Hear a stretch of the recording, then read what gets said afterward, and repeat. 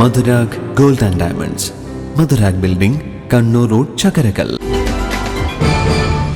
ഹൃദയത്തിൽ 2 ബ്ലോക്കും മഹാധമനി വിണ്ടുകീറി ബലൂൺ പോലുള്ള അവസ്ഥയിലും എത്തിയ രോഗിയെ സങ്കീർണമായ ശസ്ത്രക്രിയയില്ലാതെ രക്ഷിച്ച് കണ്ണൂർ ആസ്റ്റർ മിംസ് ഹോസ്പിറ്റൽ.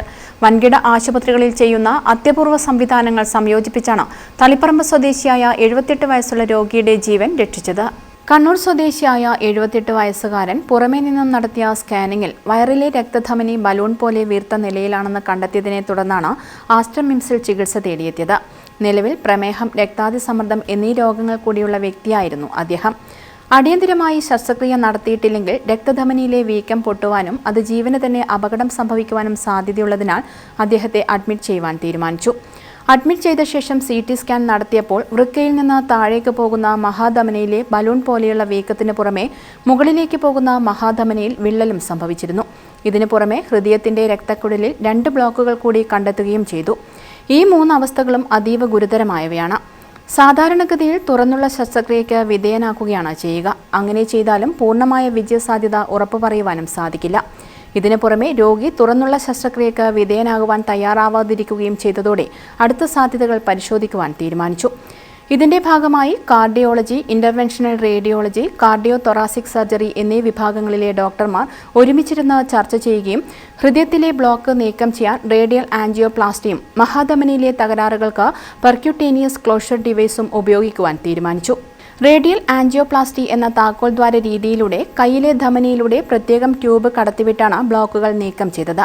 ഇത് വിജയകരമായി പൂർത്തീകരിക്കുകയും 3 ദിവസങ്ങൾക്ക് ശേഷം രോഗിയുടെ കാലിലെ ഞരമ്പിലൂടെ പെർക്യൂട്ടേനിയസ് ക്ലോഷർ ഡിവൈസ് എന്ന നൂതന സംവിധാനം സന്നിവേശിപ്പിക്കുകയും മഹാധമനിയുടെ മുകൾ ഭാഗത്തെ വിള്ളൽ സ്റ്റെന്റ് വെച്ച് അടക്കുകയും കീഴ്ഭാഗത്തെ ബലൂൺ പോലെ വീർത്ത ഭാഗം Y ആകൃതിയിലുള്ള പ്രത്യേകം സ്റ്റെന്റ് ഉപയോഗിച്ച് സുരക്ഷിതമാക്കുകയും ചെയ്തു. അതീവ സങ്കീർണമായ ഈ പ്രൊസീജിയറുകൾ നിർവഹിക്കുവാൻ അനസ്തീഷ്യ നൽകേണ്ടി വന്നില്ല.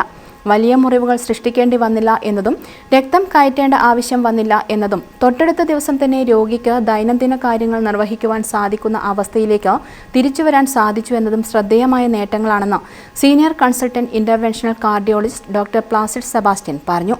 അപ്പം ഞങ്ങൾ എല്ലാവരും cardiologist, radiology, interventional radiology, cardiac surgery എല്ലാവരും കൂടെ നിന്ന് ആലോചിച്ചപ്പം ഈ ഓപ്പറേഷൻ കൂടാതെ എങ്ങനെ ഇദ്ദേഹത്തെ രക്ഷപ്പെടുത്തിയെടുക്കാം എന്നതിനെ പറ്റിയിട്ടാണ് നമ്മൾ ചിന്തിച്ചത്. അപ്പം അങ്ങനെ ഒരു പ്രൊസീജിയറിലേക്കാണ് നമ്മൾ ഈ ചെയ്തത്.